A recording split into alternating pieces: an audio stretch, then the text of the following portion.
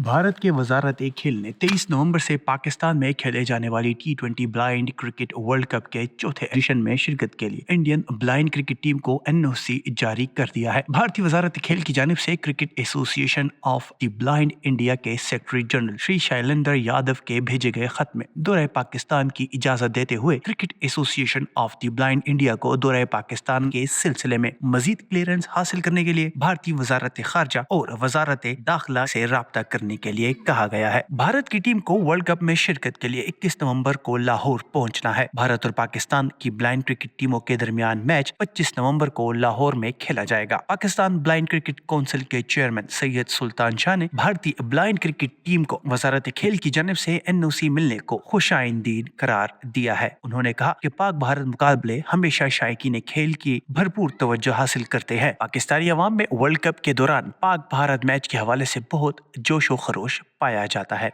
Ehsan Abbas, APP Islamabad.